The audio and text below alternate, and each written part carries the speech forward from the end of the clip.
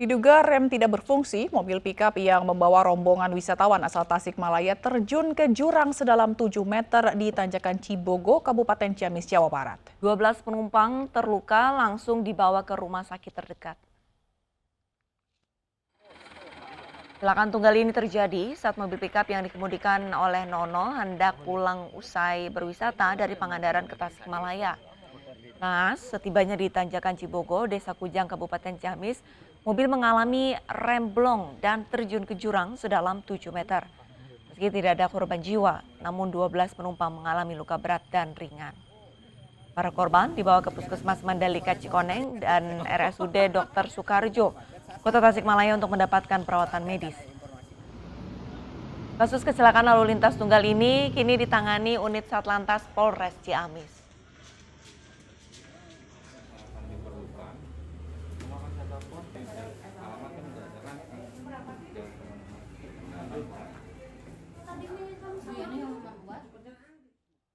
Diduga akibat jembatan penghubung kapal motor putus, sebuah mobil terjun ke Danau Toba. Akibatnya 1 orang meninggal dunia.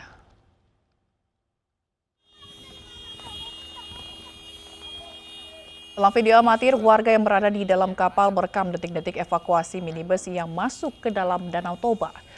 Peristiwa terjadi pada Senin sore saat kapal feri penyeberangan bernama Ihan Batak akan merapat ke dermaga Ambarita, Kabupaten Samosir, Sumatera Utara.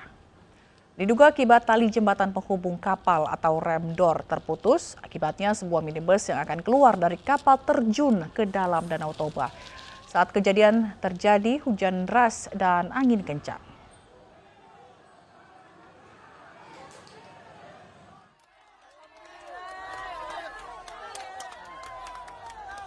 Petugas dibantu penumpang dan warga mengevakuasi mobil dengan cara ditarik. 3 penumpang minibus selamat setelah keluar dari dalam mobil. Sementara 1 penumpang meninggal dunia karena terjebak di dalam mobil.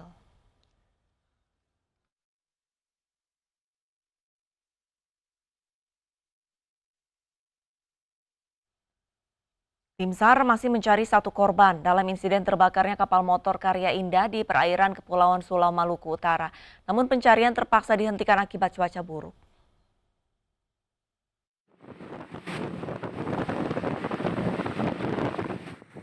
Hari ketiga pencarian 1 korban kapal motor Karya Indah yang terbakar di perairan Kepulauan Sulau, Maluku Utara belum membuahkan hasil. Tim SAR gabungan terus berupaya mencari korban atas nama Dedi Hidayah dengan memperluas area pencarian hingga ke Pulau Obi.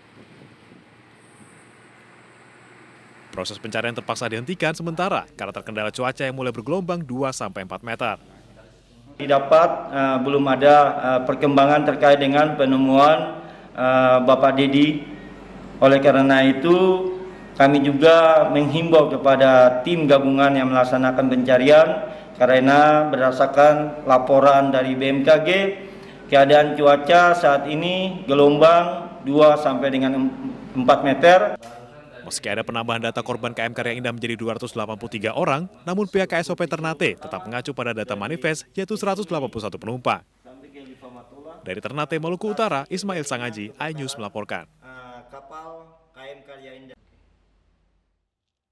Jenazah salah satu korban laka maut di Wonosobo, Jawa Tengah, Linda Tridamayanti, Senin siang dimakamkan. Korban diketahui hendak berangkat kuliah namun tertabrak truk hingga meninggal dunia di lokasi.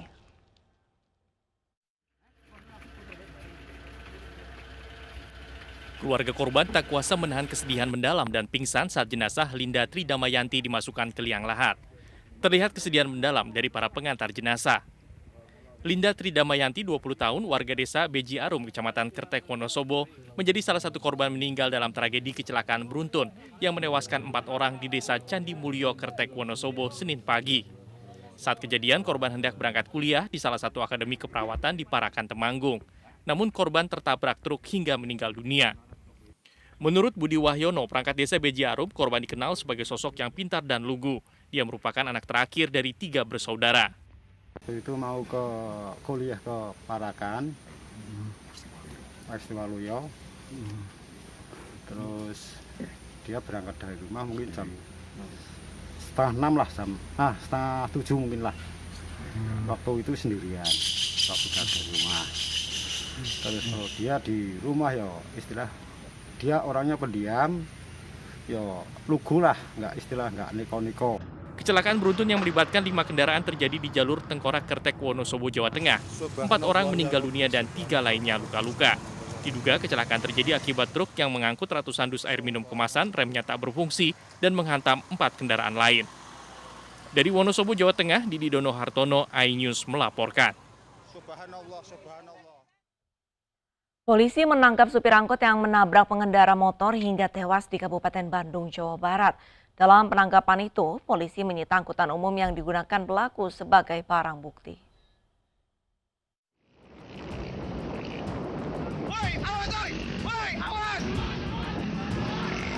Polisi menangkap sopir angkutan kota yang ugal-ugalan di Jalan Siliwangi Balai Endah, Kabupaten Bandung, Jawa Barat. Sopir angkot diduga menabrak sejumlah kendaraan roda 2. Bahkan satu pemotor meninggal dunia. Warga yang emosi atas kejadian ini kemudian mengejar angkot pelaku tabrak lari dan viral di media sosial. Kasus ini ditangani Satlantas Polresta Bandung. Penanganan lebih optimalnya dilaksanakan di Polresta Bandung dari unit laka. Untuk update-nya lebih baik ke Polresta Bandung. Betul. Berarti para yang korban ini masih banyak yang belum melapor katanya? Seperti apa? Untuk korban tadi malam kita sudah diidentifikasi yang meninggal, sudah dihubungi pihak keluarganya untuk di penanganan lebih lanjut dari pihak keluarganya. Dalam kasus ini, polisi menyita barang bukti satu angkutan kota. Sementara korban meninggal sudah diserahkan ke pihak keluarga.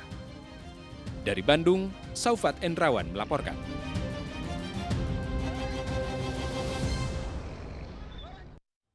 Ratusan mantan buruh salah satu pabrik pengolahan karet di Desa Mekarsari Asahan menyita aset pabrik atas menangnya gugatan buruh. Penyitaan dilakukan atas putusan Pengadilan Hubungan Industrial. Penyitaan aset pabrik dilakukan 126 mantan buruh pabrik dengan memasang spanduk pemberitahuan di depan pabrik. Penyitaan aset dilakukan setelah jurusita Pengadilan Negeri Kisaran membacakan putusan Pengadilan Hubungan Industrial yang dimenangkan buruh. Jurusita Pengadilan Negeri Kisaran melaksanakan penyitaan terhadap harta kekayaan perusahaan senilai 8 miliar rupiah. Nantinya, uang tersebut digunakan untuk membayar pesangon buruh pabrik yang diberhentikan secara sepihak oleh perusahaan. Dari Pengadilan Negeri, mohon maaf Pak, dari ada penetapan dari Pengadilan Hubungan Industrial pada Pengadilan Negeri Medan yang didelegasikan kepada Pengadilan Negeri Kisaran untuk meletakkan sita eksekusi terhadap aset-aset PT Fairco Bumi Lestari. Karena apa? Karena PT Fairco Bumi Lestari sampai dengan saat ini tidak ada itikat baik untuk membayar pesangon 126 karyawan yang sudah di PHK mereka secara sepihak. Sempat buron 2 bulan, seorang pria yang membakar tetangga hingga tewas ditangkap polisi. iNews Pagi akan segera kembali dengan informasi selengkapnya.